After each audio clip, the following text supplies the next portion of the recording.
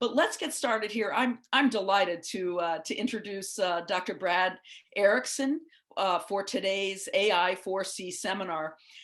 Dr. Erickson received his MD and PhD degrees from Mayo Clinic, and then he trained in radiology and did a neuroradiology fellowship all at the Mayo Clinic, and he's really been on staff at Mayo since 1994. He continues to practice neuroradiology, but he served in multiple other roles at the institution, as well as national roles. His roles at Mayo have included Chief of the Radiology Informatics Division, Associate Chair for Research, Scientific Director for AI, and he just recently is now in the position of Director for AI for all of Mayo Clinic, all of their sites. And his role there is to focus on helping clinical areas develop and implement AI tools into their practice. Dr. Erickson has received multiple external grants, including NIH grants on multiple sclerosis, brain tumors, polycystic kidney disease, and medical image exchange. He's a former president of the Society for Imaging Informatics and Medicine, SIM, and he was chair of the American Board of Imaging Informatics, was on the board of Integrating the Healthcare Enterprise USA, and he chairs the External Advisory Board of the Imaging Data Commons. He's been a longstanding member of the RSNA Radiology Informatics Committee and instituted and co-chairs SIM's Conference on Machine Intelligence and Medical Imaging. It's a wonderful conference. It's held yearly in the early fall, so check that out on the SIM webpage. He recently won the NVIDIA Global Impact Award for his work on deep learning applications in medical images. And in addition to his clinical research and leadership activities, Dr. Erickson is also an excellent educator. And you may have seen his Magician's Corner series in radiology, artificial intelligence. That's all online if you haven't checked that out. And he's also a former world-class volleyball player. So today we're going to have Dr. Erickson speak to us about opportunities and challenges in the application of AI to radiology and medicine. And we'll take questions at the end through the chat box if we can. So Brad, please, thank you for joining. Thank you for that kind introduction. So let me get my screen going here. So obviously you saved the best for last. You know, volleyball is what I really enjoy doing. So if there are other volleyball players in the audience, you know, we need to start chatting. So I'll be talking today about opportunities and challenges in the application of AI to radiology, and I'll talk a little bit more broadly to medicine. I'm starting to get more appreciation for all the AI opportunities and challenges outside of radiology as well as inside radiology. Disclosures, I am involved with a company that does workflow related to AI. So, you know, unless you don't have a pulse, you probably are well aware of the fact that AI is being used all over the place, whether it's the self-driving cars or the self-walking zombies that you see in the upper left, the automated trading on stock exchanges in the middle, and of course, we care very much about it in healthcare, and learning how to apply it in healthcare is really a critical challenge that we all need to deal with. Now, I have to first of all talk a little bit about Dr. Andriel. You know, it's amazing what one can do and look at the history of these people. And it's been a pleasure to know Kathy for, I don't know, at least 20 years. I don't want to date her too much, but, you know, I suspect that this was a picture from sometime around there. And no, I didn't go to her mom. Actually, I used GAN technology to generate this image based on her photo. And, you know, that's a little bit of the way that we're seeing the progression of AI technologies, right? When I grew up as a kid, you know, I'd be laying on the couch watching Robbie the robot on TV and how he was feeding grapes to his master. And I could see that was going to be my life. Unfortunately, that isn't my life. That isn't quite the way that AI rolled out. And in fact, in the 1970s or so, you know, people really became disillusioned with what AI could and couldn't do.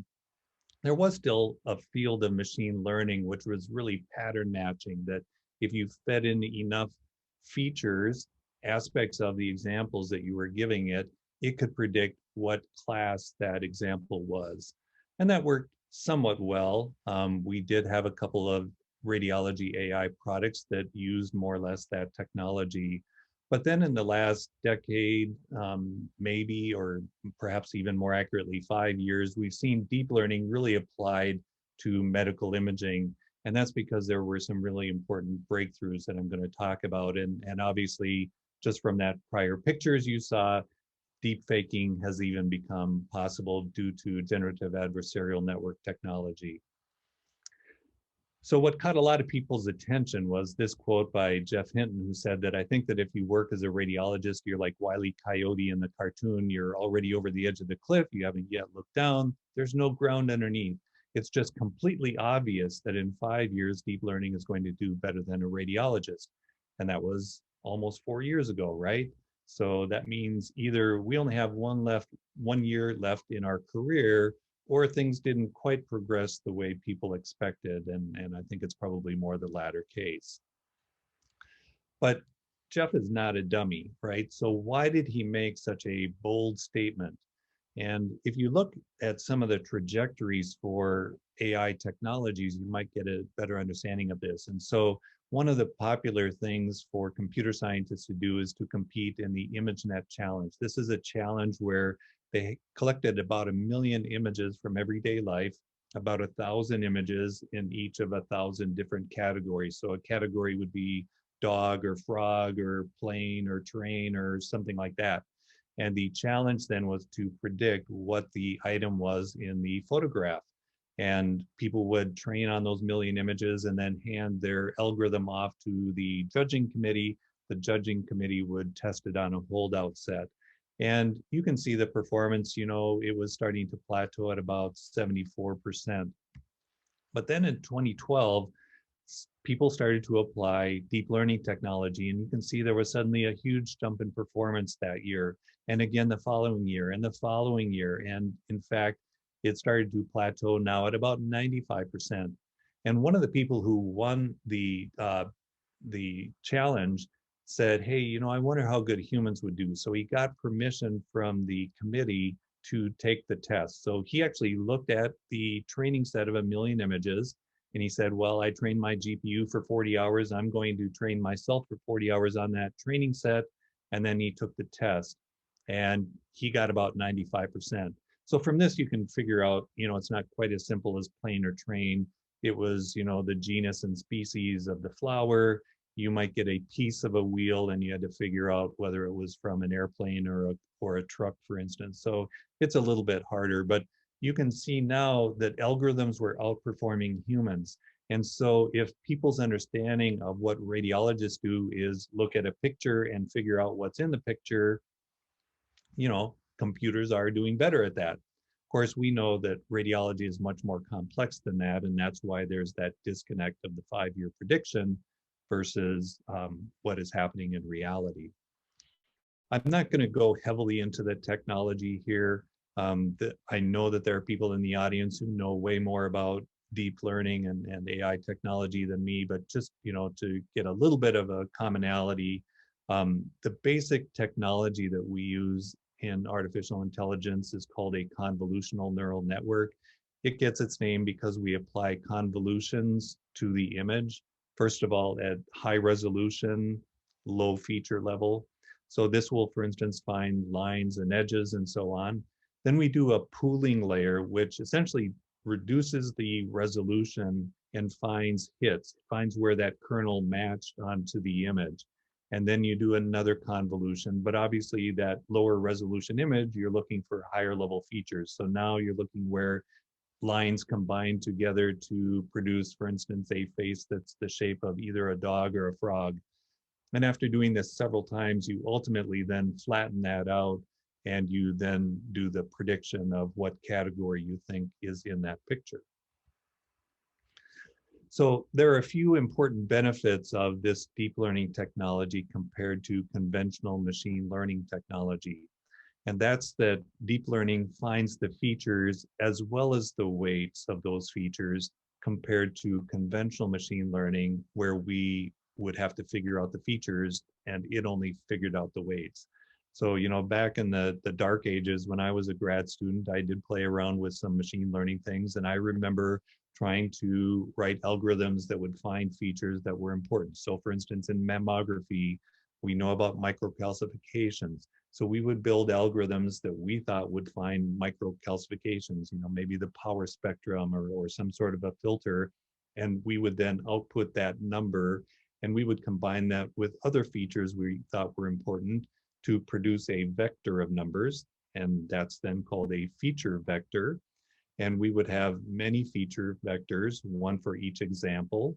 And we would feed the many examples to a classifier, and it would figure out the appropriate weighting of those features in order to make an accurate prediction.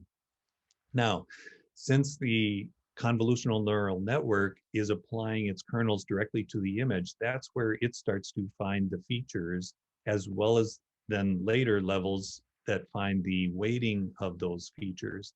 And so the advantage is that both we don't need to figure out how to calculate the features, but also we may not know what the features are that are important in order for us to make an accurate prediction. And so it has two advantages over the conventional machine learning algorithm. Why is this happening now? Well, we all know about Moore's law and how computational power doubles every 18 months, but actually it's much faster than that. And that's because some clever people figured out how to map the deep learning computations onto a GPU. Now, if we were in person, I'd ask people to raise their hand, how many of you know what a GPU is? And immediately I'd know how many gamers there were in the audience, right? So GPUs are graphical processing units, and they're the things that make games go really fast.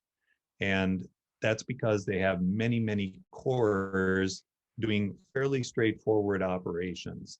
And that means now you can buy a card with hundreds to thousands of computational cores for a few $100s. And so we're doing actually way better than Moore's law because of GPU technology. The second thing is that there are many critical theoretical advances. Just because you compute faster doesn't mean you're going to get anywhere if you have the wrong computations. And in fact, early models of neural networks did not work so well. Some of the things that were important advances is that while traditional neural networks used a sigmoidal function, rather like the neurons in our brain for the activation function, it turns out that actually doesn't work that well in our computational neural networks.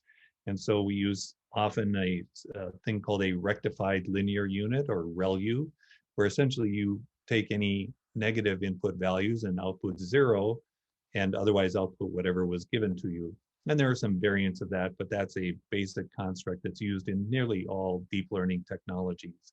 Another one is dropout, where we essentially zero out nodes. Now, again, in the human brain, that would be something like Alzheimer's disease. And yet this turns out to do a very good job of generalizing or forcing the network to learn the general properties rather than each example. And again, there are tremendous advances being made in this field now. You know, one of the latest things now are efficient nets. Before that, it was residual nets, and the technology is amazing and how fast it moves forward. The third thing that happened is that there's boatloads of money and data behind it. So you have companies like Google and Facebook putting billions of dollars into these algorithms, and to their credit, they are making them freely available. And so now we in medical can use those algorithms that have had billions of dollars of investment directly for medical images rather than having to develop them ourselves. And we in radiology have the advantage of having data sets from, decades that can be fairly directly applied to this problem. So that's why it's all happening now and why there's so much excitement about deep learning being applied to radiology. There are several categories of clinical applications, and looking from a technology perspective, we can divide these into tasks of regression, where you predict a continuous variable, something like predicting age from a hand radiograph. Segmentation, which is the assignment of a label to pixels within an image, i.e., this is the liver, this is the kidney, this is the spleen, and so on. Classification is the one that actually gets probably the most attention. This is essentially the diagnostic task where you're trying to predict the nature of a group of pixels. For instance, is this chest X-ray normal? Is that mass malignant or benign? Is it an infection or not? And the thing is, we focus on pixels, but also we can use non-pixel data added into it to further improve the diagnosis. And then the fourth category that kind of doesn't fit well in any other schema is workflow and efficiency. And this is where we can do things like reduce the dose or acquisition time. So let's talk about those in a little bit more detail. Some of the regression tasks, I mentioned bone age, but there are other really cool applications. This one takes an MRI and predicts your brain age. And of course, it's these outliers that are really interesting, right? Do they represent people who have disease like dementia? Are they the super intelligent? Are they the Erickson, the not so intelligent types? But those outliers are probably ones that deserve a lot more attention and are very interesting. And it's not just radiological images. Here you can see where you can predict actually a person's age from a picture of their face. And I think that this also points to some of the challenges of diversity of data sets, that white males that they probably have the most examples of, they're most accurate at. But if you look at females as well as other races, the prediction accuracy is not as good. Deep learning can be used for segmentation. So again, that's the assignment of labels to the various structures in an image, whether it's things like body composition, the lungs, kidneys, the brain, and so on. Lots of applications in radiology. And we can do it, for instance, with normal structures. And I think that there's a lot of diagnostic information in that, even though we traditionally in radiology would just say, normal liver at best. So one example that we've published on, and I know you've published on as well, is body composition. Body composition refers to the amount of fat, visceral fat, subcutaneous fat, and muscle at the level of the L3 transverse processes. And it turns out that this probably has important implications for the health of that patient. The clinicians here at Mayo really want to see this. The surgeons want to see it because it really reflects how robust a patient is. And sometimes it's hard to get a handle on that. If a patient is big, is it big because they're really fat, or big because actually they have a lot of muscle that's being hidden by some fat?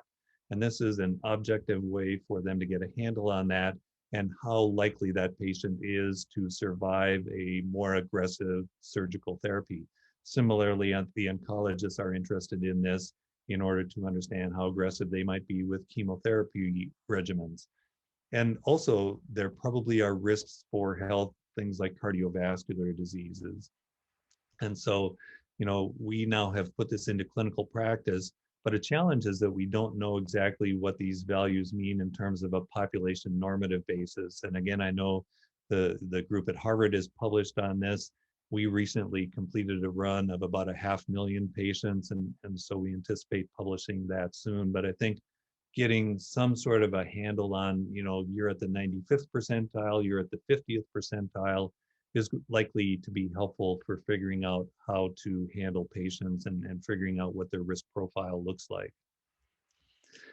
Another task that we do in radiology is measuring lesions, whether it's, tumors in the liver, whether it's, the lesions in head and neck cancer, lung cancers, brain cancers. One that we've published on a lot is polycystic kidney disease. There's now a treatment for this, but measurement of the kidney volume is actually one of the criteria for deciding whether to treat with that agent, tolvaptan. So my sense, just generally, is that deep learning is going to make quantitation a routine thing. I think it's going to make routine and efficient measurements a typical part of the radiology report. And I think it's going to open up the possibilities of new diagnoses and risk estimates or risk predictions.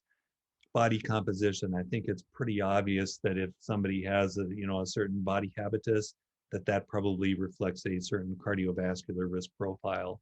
I know that there are algorithms out there looking at things like coronary calcification on routine chest CTs, and that is another thing that we know has a risk. And I think there is so much information in images that just blows past our retinas that is considered normal, that in fact we will now start to report on and maybe diagnostic or maybe predictive of risk. And so we need to start to think about how we can improve the quality of care of patients using some of these quantitative techniques. Now let me move on to deep learning for classification. And again, this is about decisions like, is a disease finding present or not?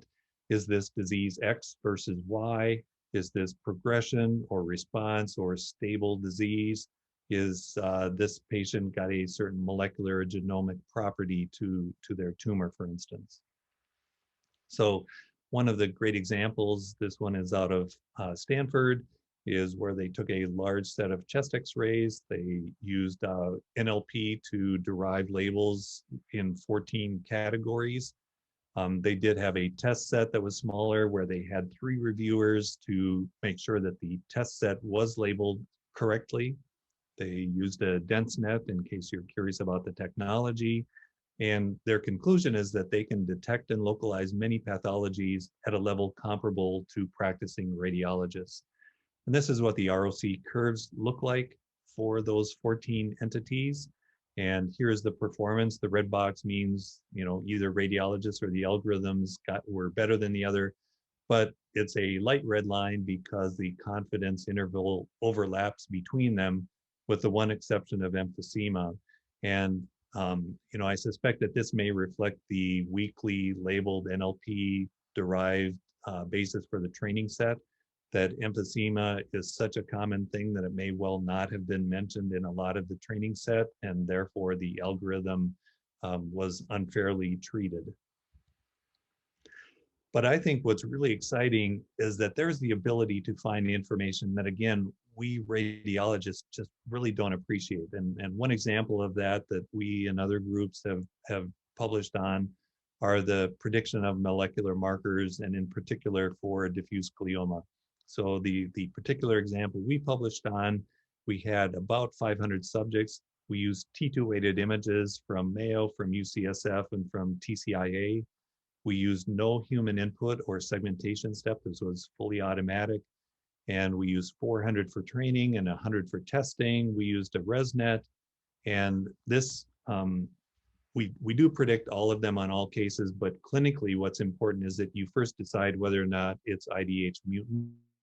If it's wild type, that basically means it's a GBM. If it's mutant, then you look for 1p19q. And if it is co-deleted, that's an oligo. And if it's not co-deleted, then that probably means it's a low-grade diffuse glioma.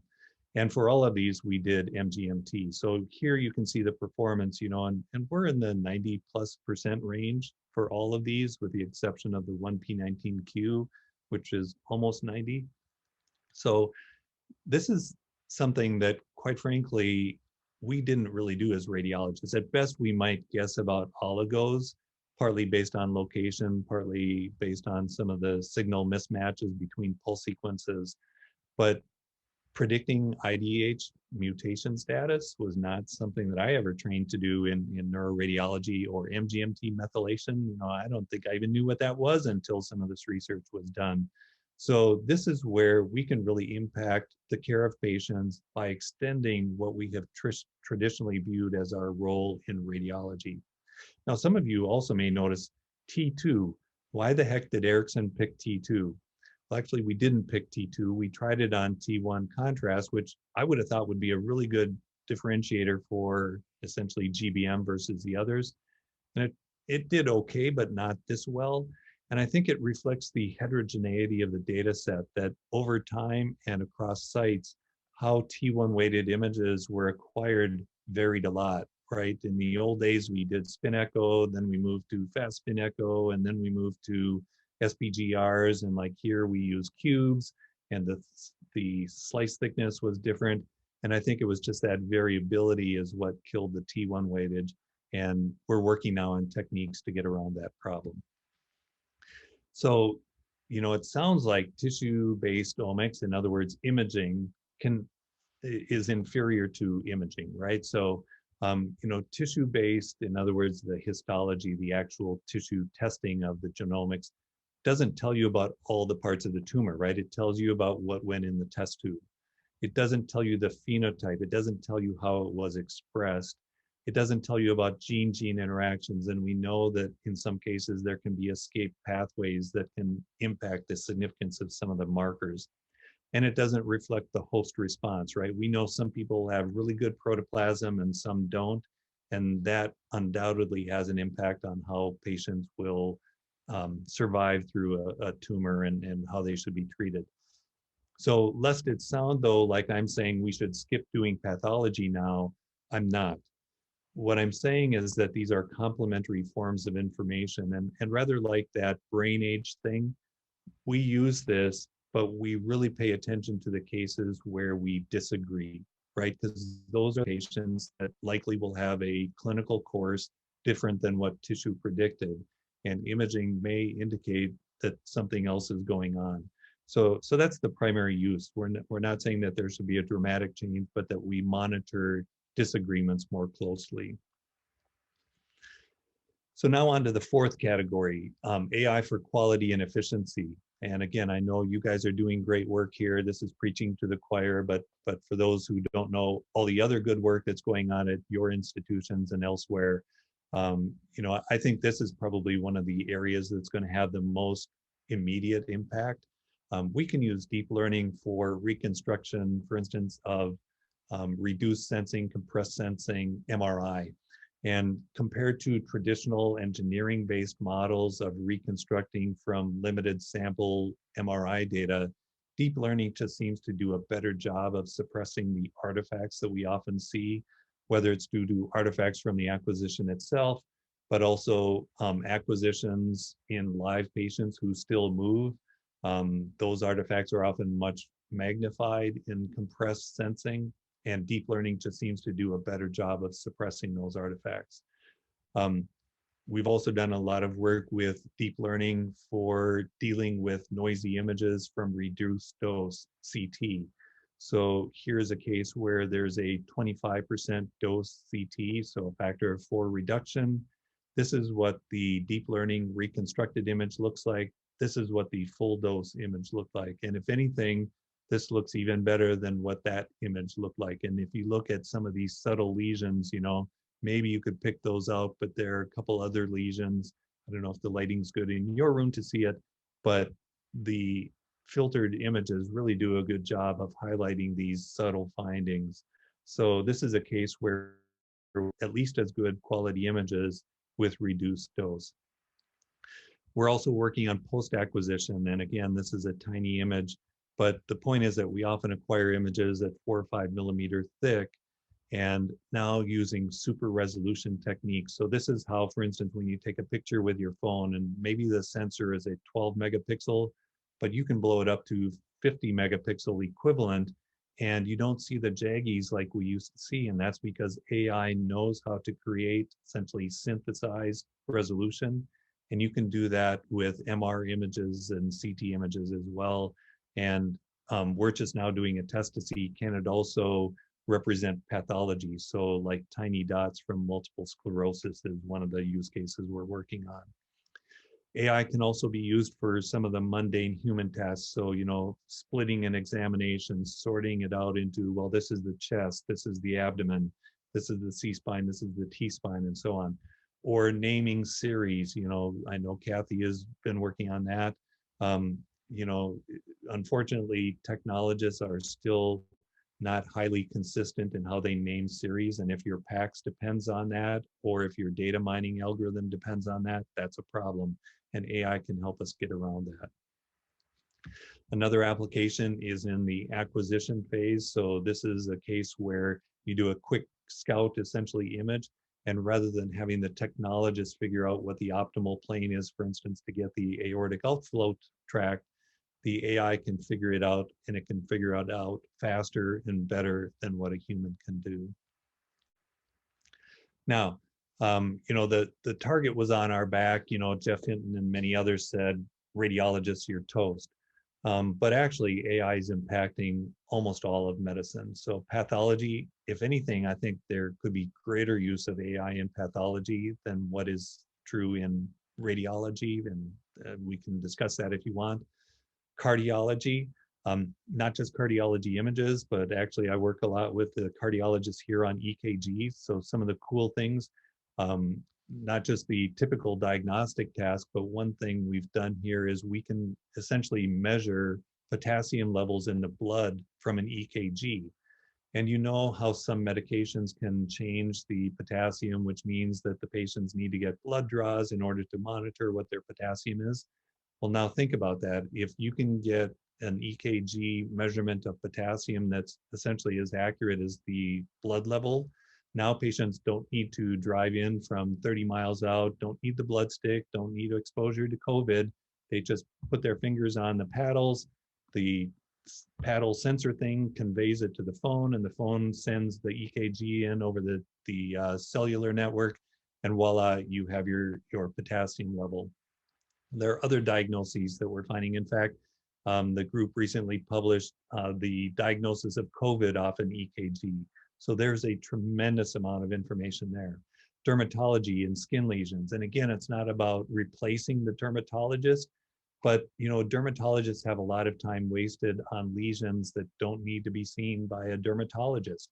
So if your phone can take a picture and say, yeah, go to the corner drugstore and get some steroids and rub it on the rash and you'll be fine, that could be a great savings for the healthcare system, but also then let dermatologists spend their time focusing on the cases that really do need their care. And of course, there are challenging things like melanoma diagnosis that AI can probably help with. I don't have enough time to talk about all these examples, but figuring out who is likely to die and who's likely to do well can figure out where we should spend our resources. Who is it that we really need to invest in? Ophthalmology, one of the biggest projects was Google figuring out diabetic retinopathy, which is a huge healthcare problem. Psychiatry, again, I know that I'm preaching to the choir out there that figuring out diagnoses in an objective fashion is something that AI can do very well.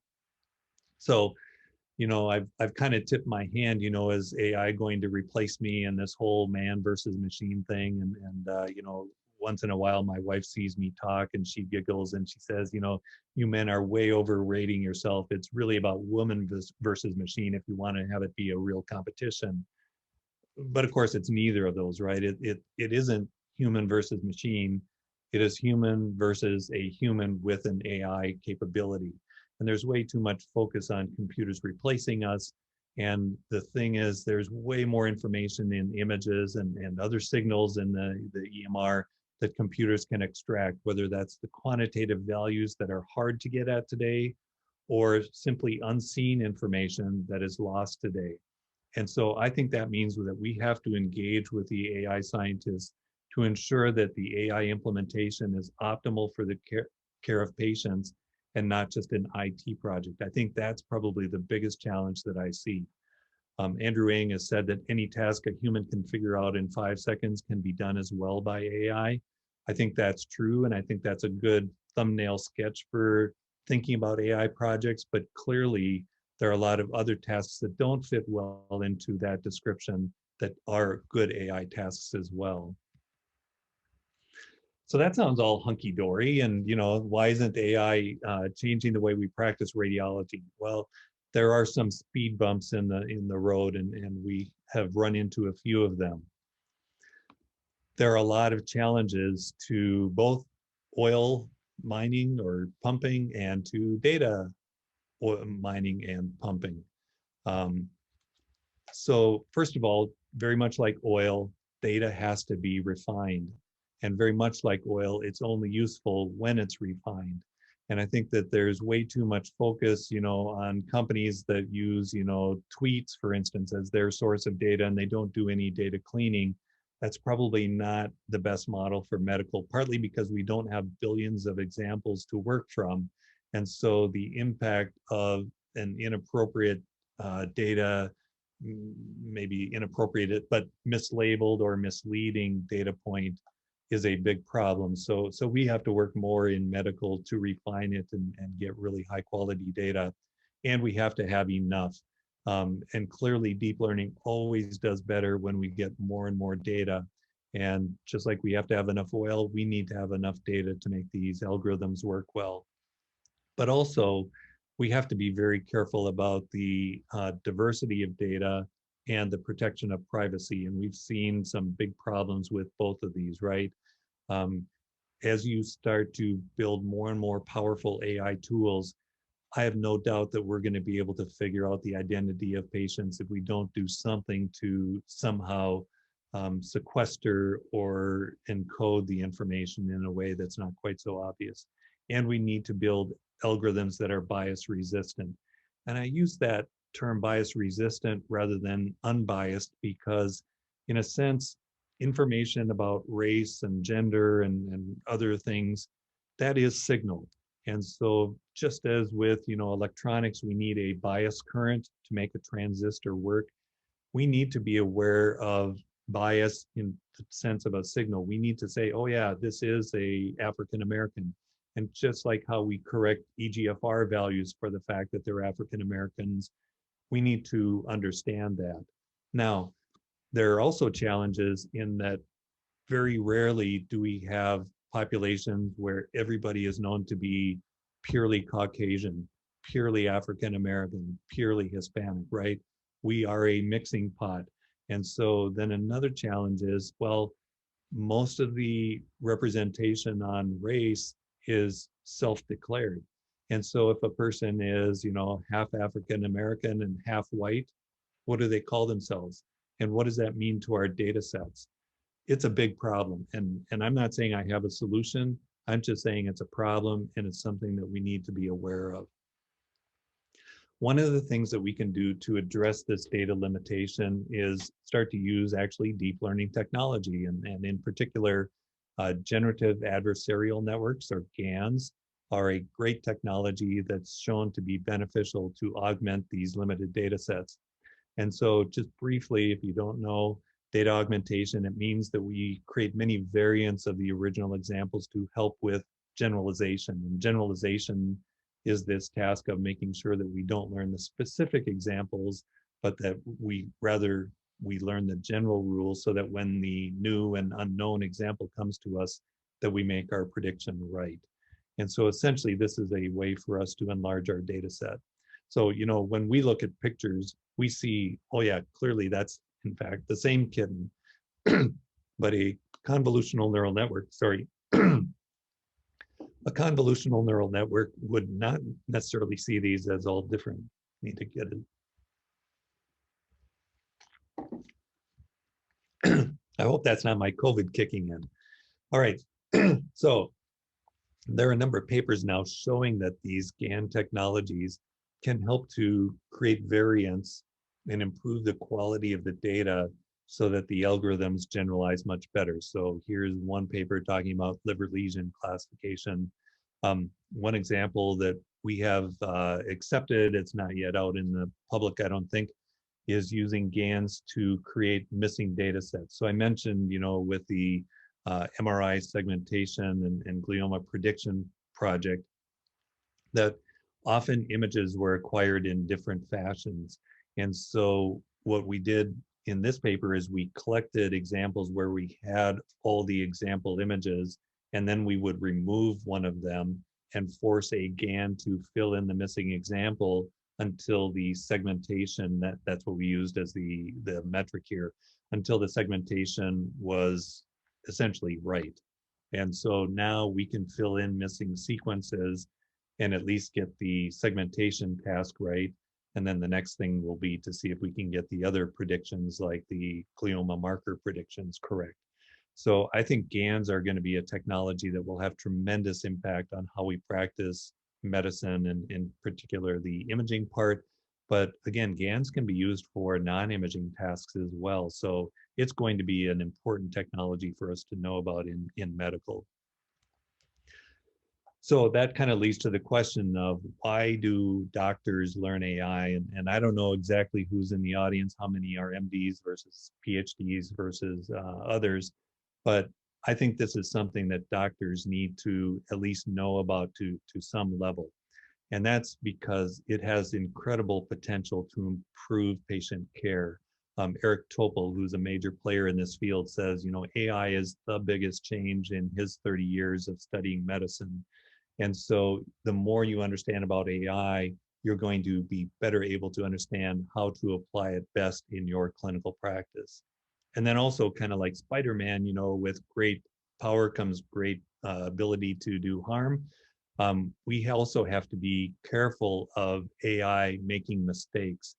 And so we need to become advocates for our patients to make sure that we find those errors in the AI and fix it fast and fix it, in an efficient way without putting our patients at risk. And again, unless you understand AI, you are much less likely to identify cases where the algorithm made a wrong prediction. So Kathy alluded to this earlier. Again, I feel strongly that this needs to be a core part of the training for all physicians. So actually, I do some training now of medical students on how to do AI. And, the title of this series, in case you didn't catch it, is Arthur C. Clarke said that any sufficiently advanced technology is indistinguishable from magic. And oftentimes when clinicians ask me about AI, they see AI tools as being like magic, that, it just makes this prediction. I don't know how it works and I don't care.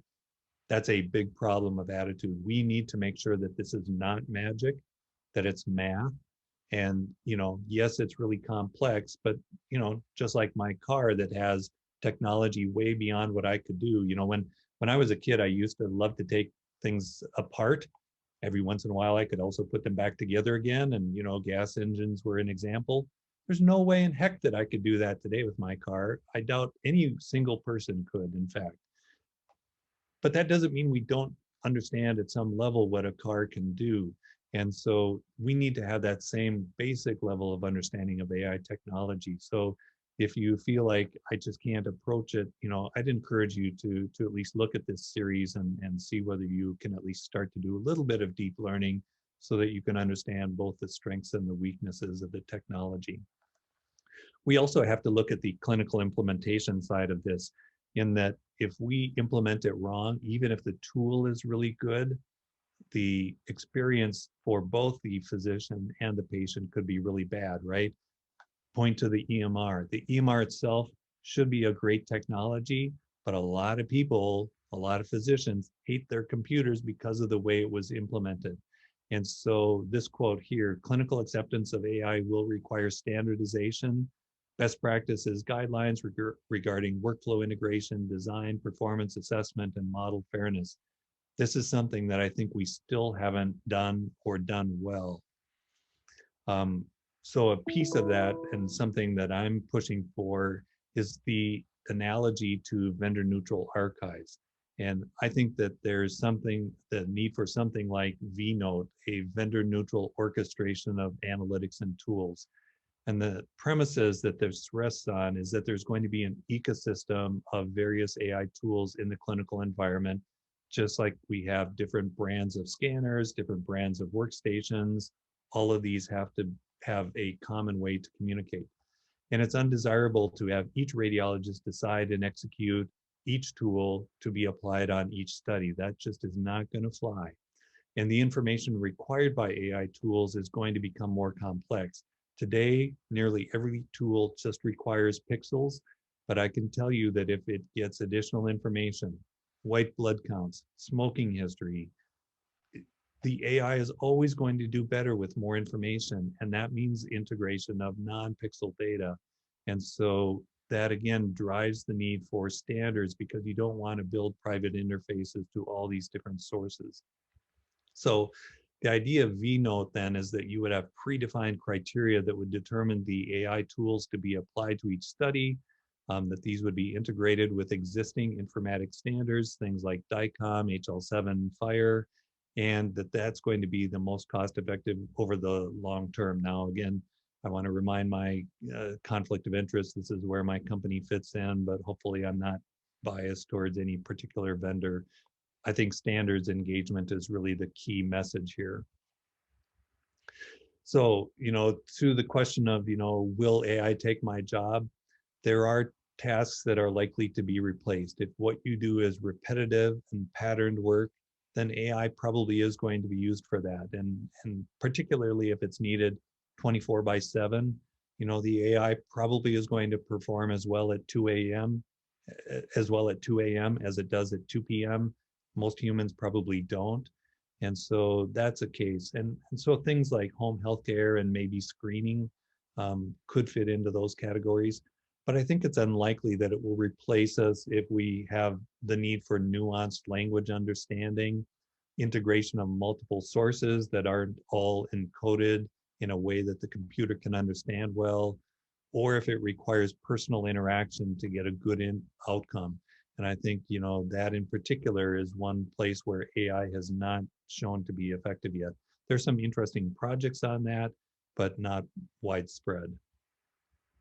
In case you're curious about it, there have been some studies on this. This was by McKinsey, and actually radiation therapists are the ones with their targets with targets on their backs. But it's actually the treatment planning piece where they have to identify not only the tumor, but also all the organs at risk, straightforward segmentation. So it's actually not that 20% of radiation oncologists will be replaced. It's that 21% of the tasks that they do will be replaced. Again, opening up their calendar to either see more patients or to do other tasks that they do with more attention. So now let's talk about the AI trajectory. So, early on we talked about Moore's law, and you can see here we have a logarithmic scale of how fast AI is going to roll out. So we have this logarithmic improvement in AI tools, and actually it's probably faster than logarithmic, right, because of GPU technology. But on top of that, algorithmic improvements are resulting in substantial performance gains, things like ResNets and efficient nets and so on are resulting in algorithms that can train much faster than the old algorithms. And data, we're getting more data, and better annotation tools that all are going to be added together so that, these are multiplicative in a logarithmic scale. So if you think back where AI was 5 years ago, which is basically nowhere, and you say, well, okay, we've got this much of our practice, so it's going to be this much, maybe going from 2% up to 4%. That's not right. This is really going way faster than that, and you have to be ready for that. And Alan Kay, the guy who invented the mouse and the GUI, said the best way to predict the future is to create it. And there are just so many swirls of activities that I'd encourage you to pick the swirl that is really in your wheelhouse, and you will be able to make a difference in how we care for patients. Now, because of the fact that this AI trajectory is moving so fast, we've actually been looking at how to recreate our residency training program. So, this is the announcement that we have. And if you look closely now, we are allowing not only physicians, but deep learning-based systems to apply for residency. And here's the training program announcement. Shape, contrast, or movement. Because it's so challenging, our research project is teaching IBM Watson to see.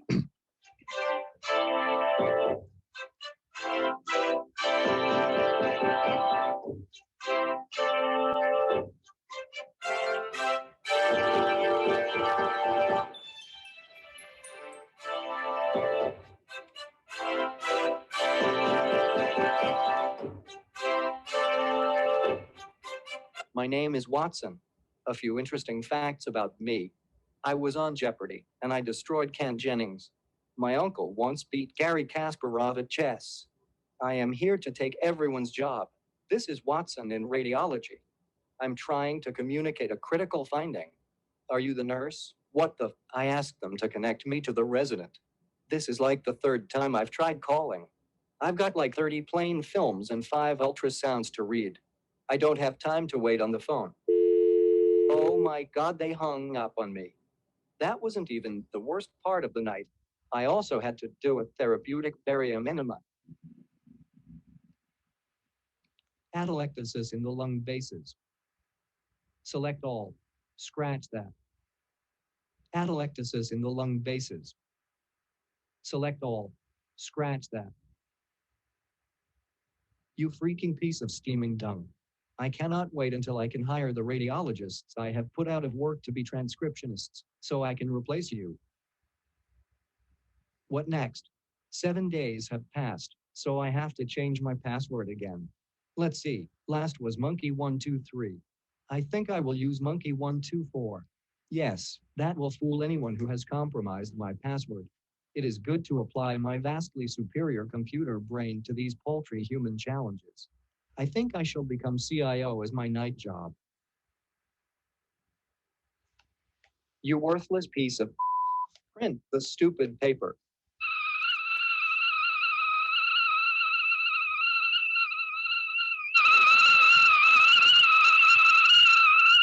That's it. I'm done. I just can't handle it anymore. There is just too much nonsense to deal with. I quit. I am done with residency. Now that I see what you have to put up with, I don't even want your job. I am going to do what I should have done in the first place, investment banking. Okay, so hopefully you can see that was meant to be a humorous take on whether radiologists will be replaced by AI. And there are a lot of predictions that are out there about, where AI will fit into the picture. When I look at the Gartner hype cycle prediction, speech recognition they have as being quite mature and productive. I'm not sure, but that's not exactly my experience. But I do think that they have some important things like data labeling and annotation services. I think that's really a critical thing in healthcare, is that we lack good annotated data, and that capability is likely to fly. So again, predicting the future is easy, being right is hard. So with that as a proviso, my predictions then here is that the future of AI in radiology, really driven by imagination, is going to dramatically change the practice of medical imaging, where we're going to become much more quantitative. We're going to extract a lot more information than we get today. We're going to produce better images with less time or dose, and we are going to become a key part of the practice of personalized medicine. And then talking more broadly about how we practice medicine, not just necessarily radiology, I think AI is going to enable patients to do a lot more problem solving at home. So we probably will see much more complex patients, and we won't see so many of the easy, write a prescription and send them home kind of cases. I think that AI has the ability to enable better communication of data for physicians and payers. And so there's going to be a tighter linkage there. I think it's going to enable more precision in the diagnosis and therapy of patients. And I think it's going to enable a whole new area of predictive capabilities, where we're going to start to identify patterns in patients and say, well, if you don't do this, this is likely where it's going to go. And I think AI is going to help patients both to get that prediction, but also to monitor their progress. And again, there are some important bumps in the road. The reliability, diversity, and veracity of data is a critical problem. And I think also efficient workflow, particularly, is going to become a bigger issue as AI demands more and more complex data. So I appreciate your attention, and I'll switch now to see if there are any Q&As that I can try to answer. Let's see. So one Brad, question. thank you so much. That was a wonderful tour de force. So we do have a couple of questions here, and I'd like to start with one. And how do you start with a project? Do clinicians come to you and then you provide them the mechanism, or how does it work at Mayo? And then we can address some of these other questions. Yeah, it comes in through many doors. The original ones were more self-generated and grant funded, but now it seems like I get, 1 to 5 ideas a week from clinicians saying, hey, can you do this? And the good news is that there's increasing awareness on the part of clinicians about it isn't magic. What's the data? Formulating the question more precisely in a way that is an AI question as opposed to a statistics question. A lot of them are asking, well, can AI figure out why this patient does this? Well, why questions often are not good AI questions. Similarly, they say, well, can you figure out if there's a difference between this group and this group, right? Classic statistics question. So kind of peeling off the layers is critical to, figuring out, yeah, that really is in the sweet spot of AI. Thank you. And so we have some questions from attendees. One of the first questions here is, how are the training images annotated? Is this done automatically? Are you using automated by the deep learning AI program, or are they annotated by humans? Yeah, so most of it is done still by humans, and we have built a tool where we've built an AI into it. And so the AI takes the first pass at it. But of course, when you're starting a brand new problem, there is no AI there, right? So the first ones, the human does the brunt of the work. And after, 20 to 50 examples, we train an AI, and now the AI does maybe 50% of the work. You train 200, or you annotate 200 then efficiently, and now you can train on 250, and now it does 90% right. And so your annotators keep getting faster and faster. So that's typically how our segmentation type tasks work. For the classification, there you're going into the EMR, so it kind of depends on the specific problem. It might be as simple as a query of the pathology system, but other times the information is more convoluted. Great, thank you. And from Irish Zoo, we have a question. What are the training sets like for a deep learning algorithm to generate CT data at 25% dose with higher quality than full dose? Is additional denoising or filtering applied? What is some of the pre-processing that you do to the training set, it sounds like? Yeah, so the way that this data is derived is that Cynthia McCullough, who's a physicist here, has a really good relationship with one of the CT vendors. And so she can get at the projection data. And so they've modeled, and they can introduce noise into the projection data that would be just as if it had been lower dose. So that's how they generate the gold standard, and then also how they can generate better than gold standard data, right? Using phantoms, they can overdose, so to speak, by doing higher dose, as well as it may be, that particular example, the standard image was maybe on the lower end of the scale, a larger patient, but the training set may have, not had that. So that's another way that it potentially could have produced better filtered images than what that example was. Yeah. And another question here from anonymous attendee: how soon can we see the integration of AI in radiology? I know your shop and our shop and others have integrated some, but where do you see this being full blown and really out to the communities where it's really integrated? Yes, so I think that there are analogies with the adoption of PACS in a couple of realms. One is the financial model, right? If Kathy remembers this, the original justification for PACS was to save money. Most people probably didn't see much of a savings with PACS, right? It's that it enabled us to do a whole lot more efficient way of delivering care. Like, can you imagine trying to read cases, in a COVID environment, if you didn't have the ability to do at least some degree of isolation? So that greater capability was one of the bigger reasons for doing PACS. But PACS really only works well when it was standardized. That's why we developed VNAs. So I think the parallels then with AI are that the cost model right now, people are hoping for CPT codes for all these diagnostic tools, but I think that's going to be a stretch. The government and payers are not looking for ways to pay radiology more.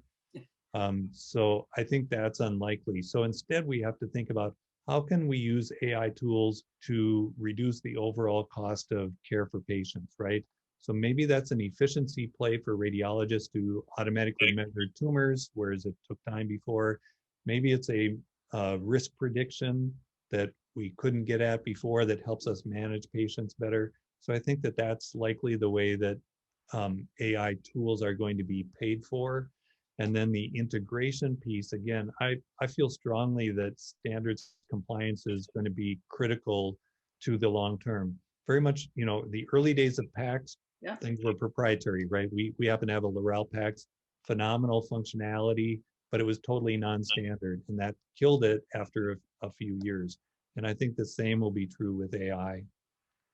Well, thank you, Dr. Erickson. I want to be respectful of your time, and we're at the end of the hour. Thank you so much for a wonderful, wonderful talk. And next month, we'll have Felipe Kitamura from Brazil. So thanks again, Brad. Fantastic. Take care, everyone. Thank you.